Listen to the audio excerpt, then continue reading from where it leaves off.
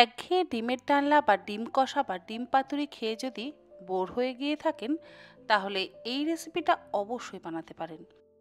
গরমের দিনে খুব একটা বেশি তেল মশলা খেতে আমরা কেউই পছন্দ করি না, আর এই যা গরম পড়ছে তাতে আমার মনে হয় একটু তেল মশলা কম খাওয়াই ভালো। আবার যদি একেবারে না খাওয়া যায় তাতেও কোনো অসুবিধা নেই। আজকে আমি আপনাদের সাথে তেল ছাড়া গন্ধরাজ ভাপা ডিমের রেসিপিটা শেয়ার করছি। খেতে দুর্দান্ত লাগে। গরম ভাতের সাথে একবার এই রেসিপিটা বানিয়ে খেয়ে দেখবেন, আর কোনো কিছুই খেতে ইচ্ছে করবে না। আর এই গন্ধরাজ ডিম ভাপা বানাবার জন্য প্রথমেই আমি 7টা পোলট্রির ডিম সেদ্ধ হতে বসিয়ে দিচ্ছি। আর ডিম সেদ্ধর সময় অল্প একটু লবণও ব্যবহার করছি। আপনারা পোলট্রির ডিমের বদলে হাঁসের ডিমেরও ব্যবহার করতে পারেন, আবার চাইলে দেশি মুরগির ডিমেরও ব্যবহার করতে পারেন। রান্নাটা যেমন সহজ, খেতে তেমন সুস্বাদু, আর রান্নাটা করতে সময়ও অসম্ভব কম লাগে। ডিম সেদ্ধ হয়ে যাওয়ার পর ডিমের খোসাটা ছাড়িয়ে নিয়ে একটা আলাদা বাটির মধ্যে রেখে নিলাম। এরপরে ডিমের গায়ে কাট লাগিয়ে নেব। যেহেতু আমরা ডিমগুলোকে ভাজবো না, তাই ডিমগুলো চিড়ে নেওয়াটা অত্যন্ত প্রয়োজনীয়। আর ডিমগুলো আমি দুদিক থেকেই চিড়ে নিচ্ছি, একদিক থেকে আড়াআড়ি করে আর একদিক থেকে লম্বালম্বি করে। আপনারা অবশ্যই আপনাদের নিজেদের ইচ্ছে মতন ডিমগুলোকে চিড়ে নিতে পারেন, তবে একটু যদি বেশি করে ডিমগুলো চিড়ে নেন তাহলে ডিমের মধ্যে সুন্দর মশলাটাও ঢুকে যাবে। গ্রেভির জন্য গ্রাইন্ডিং জারের মধ্যে নিয়ে নিলাম 1/2 কাপ পরিমাণে টক দই। যদি আপনারা বেশি পরিমাণে করতে চান তাহলে টক দইয়ের পরিমাণটা আরেকটু বাড়িয়ে দেবেন। আমি এখানে 1/2 কাপ পরিমাণে টক দইয়ের ব্যবহার করেছি। তার সাথে দিয়ে দিলাম 5টা কাজু বাদাম, আর তার সাথে দিয়ে দিলাম 2 টেবিল চামচ পরিমাণে সাদা তিল। পোস্তর ব্যবহার করছি না, পোস্ত দিলে গন্ধটা একটু অন্যরকম হয়ে যায়। আর দিয়ে দিলাম 4টে কাঁচা লঙ্কা। লঙ্কার পরিমাণ আপনারা অবশ্যই নিজেদের ইচ্ছে মতন ব্যবহার করতে পারেন, মানে যে যেমন ঝাল খান সে সেই রকম লঙ্কার পরিমাণ ব্যবহার করবেন। আর যেহেতু গন্ধরাজ ডিম ভাপা, সেই জন্য গন্ধরাজ লেবু তো আমাদের লাগবেই। গন্ধরাজ লেবুর জেস্ট আমাদেরকে ব্যবহার করতে হবে, মানে লেবুর গায়ের সবুজ অংশটা গ্রেটারের সাহায্যে আমি গ্রেট করে নিচ্ছি। তবে এমনভাবে গ্রেট করবেন যাতে সাদা অংশটা না পড়ে। এর আগেও আমি বেশ কয়েকবার আপনাদের সাথে গন্ধরাজ লেবু কিভাবে গ্রেট করতে হয় সেটা বলে দিয়েছিলাম, তবে আবারও বলে দিচ্ছি যারা নতুন আছে তাদের সুবিধার জন্য।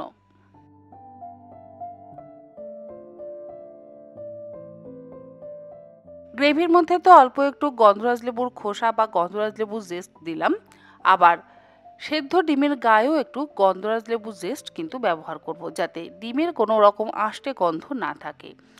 গন্ধরাজ ডিম ভাপাতে তো কোনো রকম পেঁয়াজ, আদা, রসুন বা হলুদেরও ব্যবহার করব না, তাই হয়তো একটু আষ্টে গন্ধ লাগতে পারে। সেই জন্য অল্প একটু গন্ধরাজ লেবু জেস্ট এই ডিমগুলোর গায়ে ভালো করে মাখিয়ে নিচ্ছি। লেবুর রসও আপনারা চাইলে মাখাতে পারেন, তবে লেবুর জেস্টটাতে গন্ধটা বেশি থাকে, সেই জন্য আমি এই গন্ধরাজ লেবুর খোসাটা অল্প একটু মাখিয়ে নিচ্ছি। এরপরে একদম মসৃণ করে আমরা গ্রেভির জন্য মশলাটা বেটে নেব।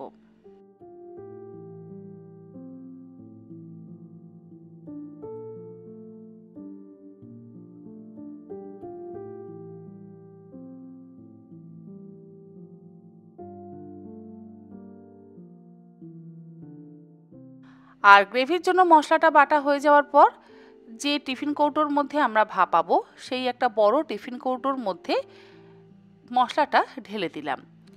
এরপরে এর মধ্যে দিয়ে দিচ্ছি লেবু জেস্ট মাখিয়ে রাখা সেদ্ধ ডিমগুলো।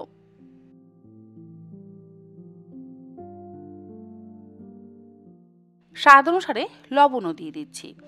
আর গ্রেভির জন্য যখন আমরা মশলাটা বাটলাম সেই সময়তে কিন্তু লবণ দিয়েও মশলাটা অবশ্যই বাটা যেত। যেহেতু টক দই ব্যবহার করছি সেই জন্য টক ভাবটা ব্যালেন্স করবার জন্য দিয়ে দিলাম এর মধ্যে 1/2 চা চামচ পরিমাণে গুঁড়ো চিনি। আর দিচ্ছি হাঙ্কারের জলটা। দইয়ের জল ঝরিয়ে নিয়ে সেই জলটা ফেলে না দিয়ে আপনারা রান্নাতে সেই জলটা ব্যবহার করুন। সেই জলে কিন্তু যথেষ্ট পরিমাণে নিউট্রিশন আছে। দইয়ের জল যদি আপনাদের কাছে না থাকে তাহলে আপনারা নর্মাল জলেরও ব্যবহার করতে পারেন। আর খুব বেশি জল দেবেন না, মোটামুটি গ্রেভিটা যাতে একটু ঘন হয় সেই রকমভাবে আমাদের জলটাকে ব্যবহার করতে হবে। চামচের সাহায্যে খুব ভালো করে মিশিয়ে নিলাম। আর অবশ্যই দিয়ে দিলাম অল্প একটু গন্ধরাজ লেবুর রস, মোটামুটি ওই 1 চা চামচ পরিমাণে। এবারে সবকিছু একসাথে আবারও ভালো করে মিশিয়ে নেব। অনেকেই বলেন টক দইয়ের সাথে কাজু বাদাম ব্যবহার করার প্রয়োজন আছে কি? শুধু টক দই ব্যবহার করলেই তো হয়। এখানে আমি একটা কথা বলবো, কারণ অনেকেই টক দই যখন রান্নাতে ব্যবহার করেন সেই সময় টক দই কিন্তু ফেটে যায়।